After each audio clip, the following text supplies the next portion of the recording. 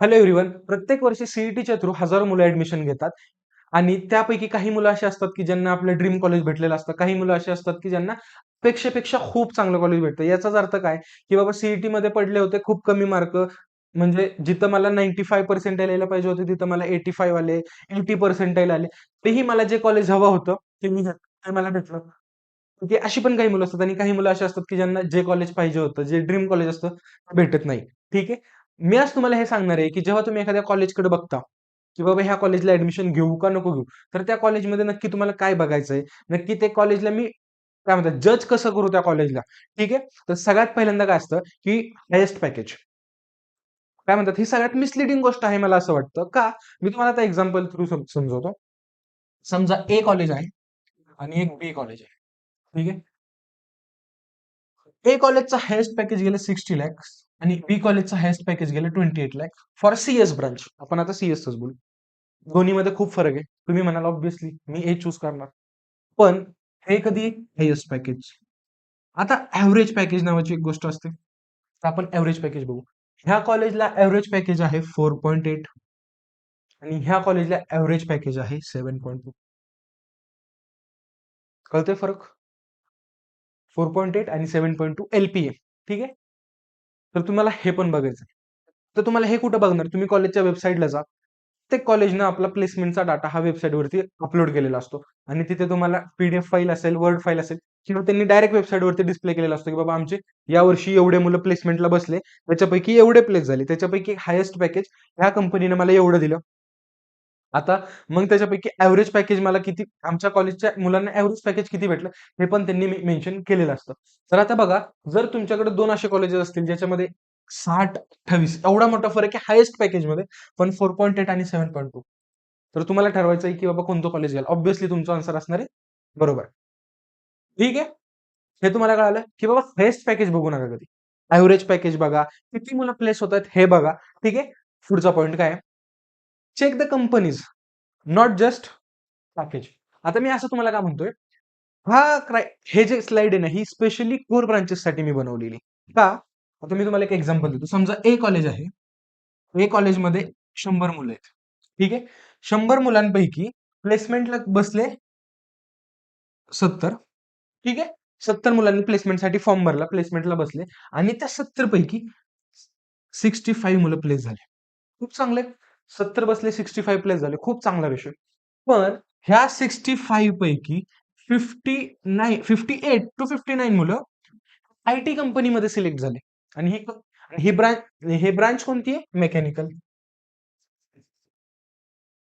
म्हणजे 65 पैकी 58 मुलं जर आयटी कंपनीत जात असतील, आयटी कंपनीत जात असतील आणि फक्त राहिलेली 7 मुलं ही मेकॅनिकलच्या कंपन्यांमध्ये जात असतील, तर तुम्हाला हे पण बघणं गरजेचं आहे की आपल्याला मेकॅनिकल करून शेवटी एंडमध्ये आयटी जॉब करायचा आहे का कोरमध्ये जॉब करायचा, हे पण तुम्ही आता डिसाईड केलं पाहिजे.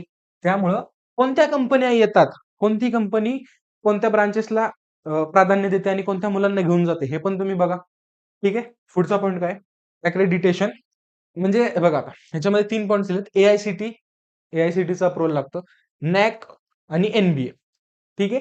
तर एआयसीटी हे जे अप्रूव्हल आहे ना, हे मोस्ट ऑफ द सगळ्या कॉलेजला भेटलेलं असतं. तुम्हाला आता सांगतो. नॅक नॅक हे ना ग्रेडिंग सिस्टम करतं. ठीक आहे. म्हणजे तुमच्या कॉलेजला बी प्लस भेटला, ए प्लस भेटला, ए प्लस प्लस असे खूप सारे आहेत. तर तुम्ही जाऊन वेबसाईटवरती त्या कॉलेजनं दाखवलेलं असतं की आम्हाला नॅकची कोणती ग्रेडिंग आहे. आता हे महत्वाचं आहे एनबीए. आता एनबीए काय असतं तुम्हाला सांगतो मी. हे एनबीए जे आहे ना, हे प्रत्येक ब्रांच वाईज डिसाईड करतं की बाबा ती जी पर्टिक्युलर ब्रांच आहे ना, ती कॅपेबल आहे का? म्हणजे आता बघा इथं काय लिहिलेलं आहे, it is especially important for engineering because it's evaluate individual program such as mechanical engineering. म्हणजे काय ते, आता असं नाहीये की तुमच्या कॉलेजला 10 ब्रांचेस आहेत, तर प्रत्येक ब्रांचला एनबीएचा अप्रुव्हल असावं. ठीक आहे. एनबीएची मान्यता असावी असं नसावं. बाबा समजा तुम्हाला जायचंय मेकॅनिकलला, पण तुमच्या कॉलेजमध्ये मेकॅनिकलला एनबीएची मान्यताच नाहीये.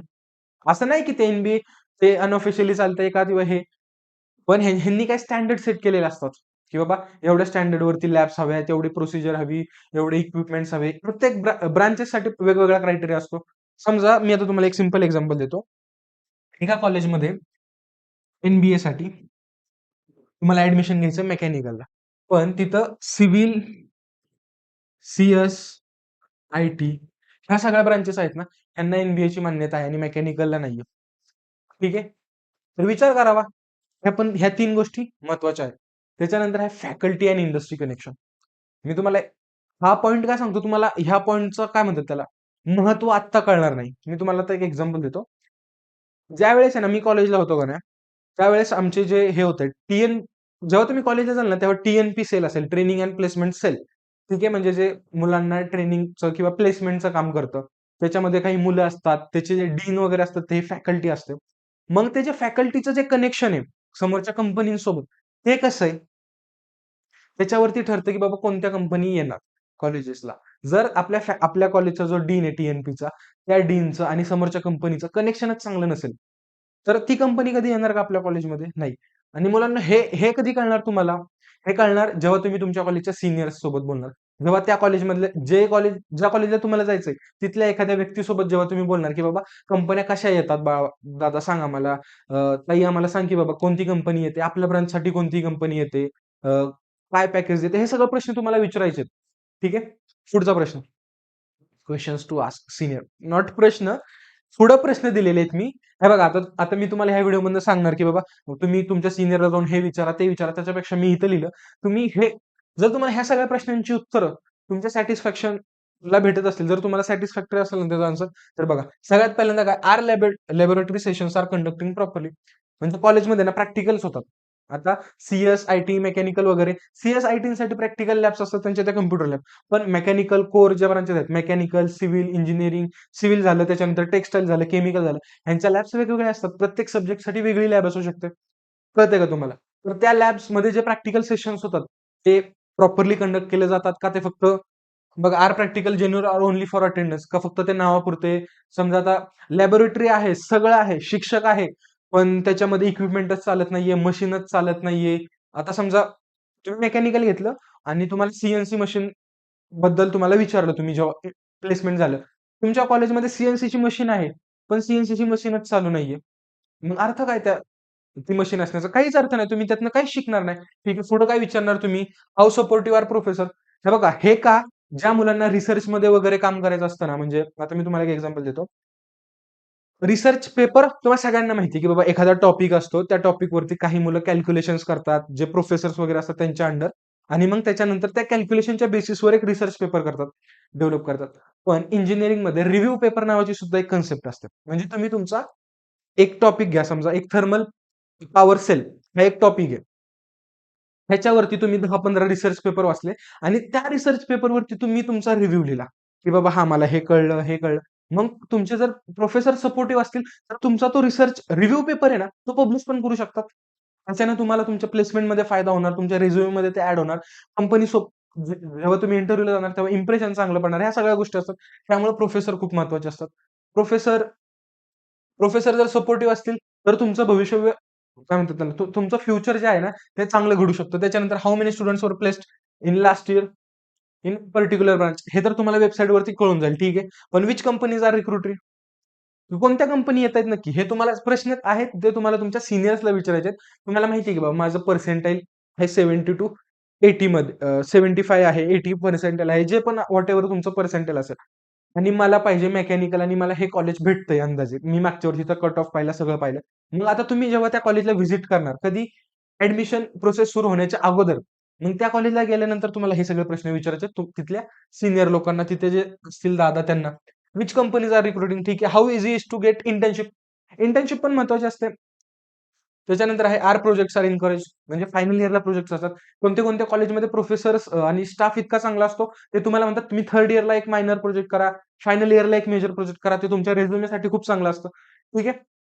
आय होप तुम्हाला कळालं असेल, की जेव्हा तुम्ही एखाद्या कॉलेजचा विचार कराल ना, तेव्हा फक्त असं हे नाही बघायचं, की कॉलेज माझं कुठे आहे, माझ्या कॉलेजला हायेस्ट पॅकेज इतकं लागलं. ह्या सगळ्या प्रश्नांची उत्तरं तुम्ही अगोदर शोधा. पुढचा पॉइंट आहे कन्क्लुजन बघा. आता कन्क्लुजन काय? Placement quality especially for your branch. जर तुमच्या ब्रांच रिलेटेड कंपन्याच येत नसतील त्या कॉलेजमध्ये, तर त्या कॉलेजला घेऊन काय फायदा? त्याच्यानंतर हे अप्रूव्हल झालं. त्याच्यानंतर लॅबोरेटरीज, प्रॅक्टिकल सेशन्स हे महत्त्वाचे आहेत. फॅकल्टी आणि इंडस्ट्री एक्सपोजर. ठीक आहे. ह्या सगळ्या गोष्टी महत्त्वाच्या आहेतच. कळालं तुम्हाला? हा व्हिडिओ बनवण्याचा हेतू हाच आहे, की बाबा मुलांना कळत नाही, की आपण जेव्हा कॉलेज बघू, तेव्हा त्या कॉलेजला जज कसं करावं आणि त्या कॉलेजला आपण नक्की कोणत्या क्रायटेरियानुसार वर ठेवावं किंवा खाली ठेवावं. सगळ्यात पहिला क्रायटेरिया असतो बघा, प्रत्येक मुलालाच आहे का नाही, ॲट द एंड हा गोल आहे, की आपल्याला प्लेसमेंट घ्यायची. बरोबर आहे का नाही? भले ती मग 5,00,000ची असो, 10,00,000ची असो, 20ची असो, 25ची असो. आता हे ठरणार कशावरती? तुमच्या स्किल्सवरती. जर तुम्हाला तुमच्या फील्डमधले तुम्हाला ज्या क्षेत्रामध्ये जॉब पाहिजे त्याच्यामध्ये जर चांगले स्किल्स असतील, तर तुम्हाला ऑब्व्हियसली तुम्हाला चांगलं पॅकेज भेटणार. जर तुमच्याकडे स्किल्सच नसतील, तर तुम्हाला स चांगलं पॅकेज भेटणार नाही. पण त्याच्या अगोदर ह्या सगळ्या गोष्टी पण मॅटर करतात. तुमचं कॉलेज कसं आहे? तुमच्या कॉलेजचं एन्व्हायर्नमेंट, लॅबोरेटरीज आहे का? प्रॅक्टिकल नॉलेज आहे का? आता समजा मी तुम्हाला एक एक्झाम्पल देतो. मेकॅनिकलमध्ये आहात तुम्ही आणि जर तुम्ही कधी SolidWorks, NX हे सॉफ्टवेअर चालवले नाहीयेत, CATIA, AutoCAD आणि तुम्ही म्हणता, की मला डिझाइन इंजिनिअर बनायचंय. मग तुम्हाला तो जो एच-आर असतो, जो तुमचा इंटरव्ह्यू घेणारा मॅनेजर असतो, तो विचारणार, की बाबा कॉलेजमध्ये काय शिकवलं तुम्हाला मशीन डिझाइनमध्ये? आणि तुम्ही तुम्ही सांगणार, की बाबा मला हे पुस्तक शिकवलं, ते शिकवलं, मी ह्याचं डिझाइन हे कॅल्क्युलेशन शिकलो. पण जेव्हा तुम्हाला विचारतील, की सांग कोणतं सॉफ्टवेअरमध्ये तुम्ही डिझाइन केलं? तेव्हा म्हणाल, की आम्हाला सॉफ्टवेअर नव्हतं. मग इम्प्रेशन खराब पडतं ना. आणि जर तुम्हाला प्रॅक्टिकल नॉलेज असेल कॉलेजपासून, तर त्याचा आणखीन फायदा होतो. कधी? जेव्हा तुम्ही ॲक्चुअल ग्राउंडवरती म्हणजे जेव्हा तुम्ही प्लेस होणार 4 वर्षानंतर. ठीक आहे बाळांनो? कळालं तुम्हाला? आय होप तुम्हाला हा व्हिडिओ आवडला असेल, माहिती इन्फॉर्मेटिव्ह वाटली असेल. जर हा व्हिडिओ आवडला असेल तर तुम्ही लाईक करा. चॅनलवरती नवीन असाल तर सबस्क्राईब करा. मी भेटतो तुम्हाला पुढच्या व्हिडिओमध्ये. All the best.